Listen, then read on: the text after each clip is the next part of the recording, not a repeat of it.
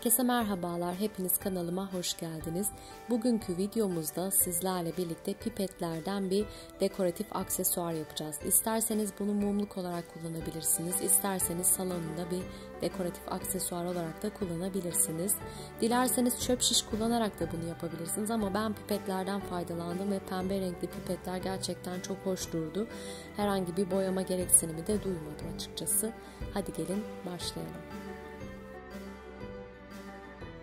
Ben ölçüleri tamamen göz kararı ayarladım ama yapmak isteyenler için açıklama kısmında ölçüleri de detaylı bir şekilde belirteceğim.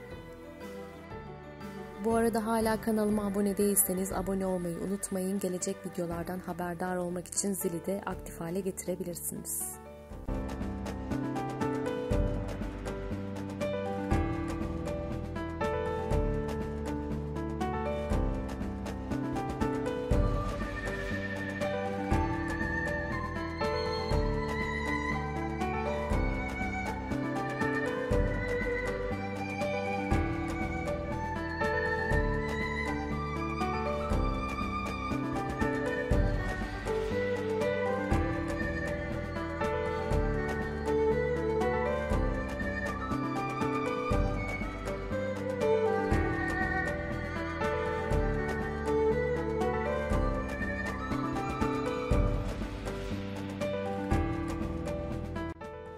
Şunu da dipnot olarak belirtmek istiyorum. Şimdi ben videoyu hızlandırdığım için çok belli olmuyor ama pipetleri silikon tabancası ile birbirine yapıştırdığımızda bir süre o bölgeyi tutup silikonun donmasını beklememiz gerekiyor. Çünkü ben yapıştırdım, bıraktım ve bu süreçte birbirinden ayrılan parçalar oldu. Tekrardan yapıştırmak durumunda kaldım.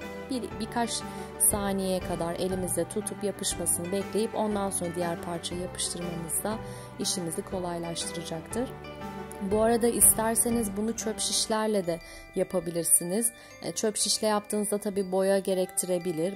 Ben burada pembe renkli pipet kullandığım için hiçbir şekilde boyamaya da gereksinim duymadım.